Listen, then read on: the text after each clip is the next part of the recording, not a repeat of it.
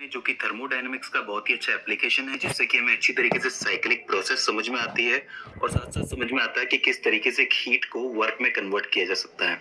तो सबसे पहला सवाल हमारे सामने ये खड़ा होता है कि व्हाट इज हीट इंजन, यानी कि हीट इंजन है क्या।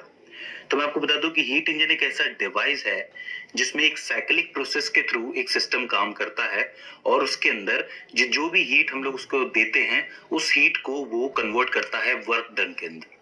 तो ये होता है एक डिवाइस, ये होता है एक इंजन जो कि हीट को वर्क में कन्वर्ट करता है, जिसका मेन काम यही होता है। या फिर यूं कह लीजिए कि यही जो है हीट इंजन का प्रिंसिपल भी है। तो हीट इंजन का जो प्रिंसिपल है वो ये कहता है कि एक सिस्टम है वो हीट को थर्मल एनर्जी या फिर केमिकल एनर्जी के अंदर कन्वर्ट करता है जो कि मैकेनिकल वर्क में यूज की जाती है।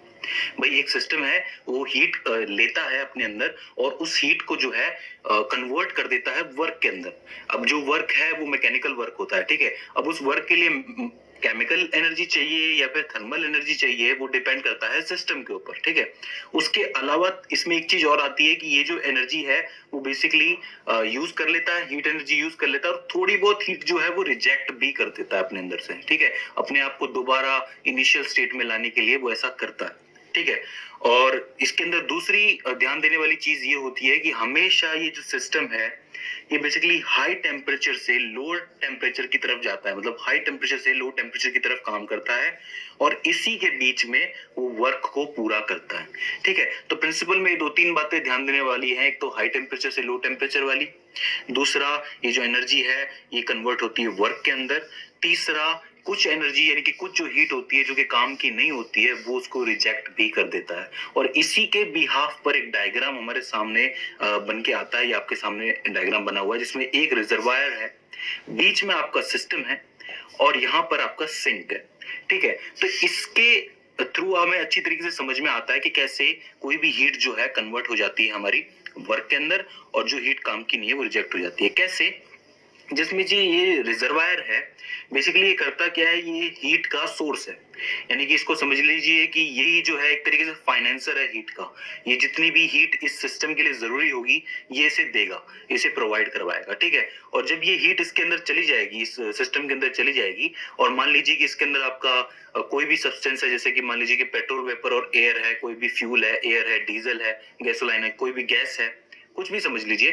तो वो जो हीट है वो इसको ऑब्जर्व करेगा, ऑब्जर्व करके वो उसको टेम्परेचर हाई हो जाएगा। वो सी बात है कि हीट इसके अंदर गई है तो उसका टेम्परेचर हाई हो जाएगा।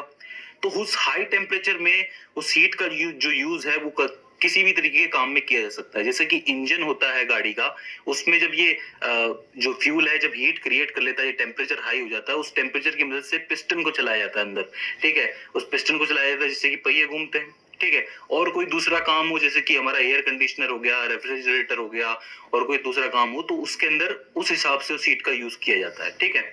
तो ये हो जाती है बात। अच्छा, अब इसके अंदर जितनी हीट का यूज इस सिस्टम ने करना था उसने कर लिया और बाकी जो थोड़ी बहुत हीट बचती है जो कि यूज नहीं हो पाई, उस हीट को यहां से निकाल के सिंक में डाल दिया जाता है।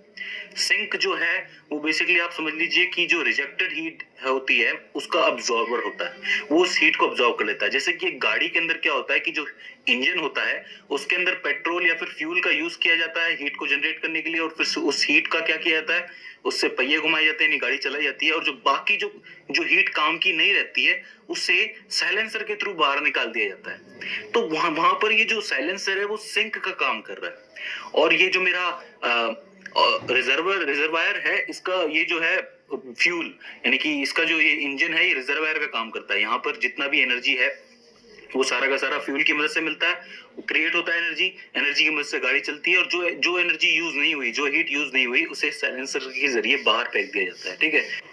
तो यहाँ पर हमें इन तीनों चीजों के बारे में अच्छी तरीके से पता चल गया। रिजर्वायर वो होता है जो कि हीट प्रदान करता है। अब मैं आपको एक चीज बता दूं कि ये जो रिजर्वायर होता है इसके अंदर हीट की कोई कमी नहीं आती, मतलब इसका जो टेम्परेचर हाई टेम्परेचर है वो हाई ही बना रहता है। जिसका एक अच्छा सा एग्जांपल आप ले सकते हैं समुद्र यानी कि सी। अब सी में से आप जितना भी पानी बाहर निकाल लो उसका सी लेवल घटने वाला नहीं है।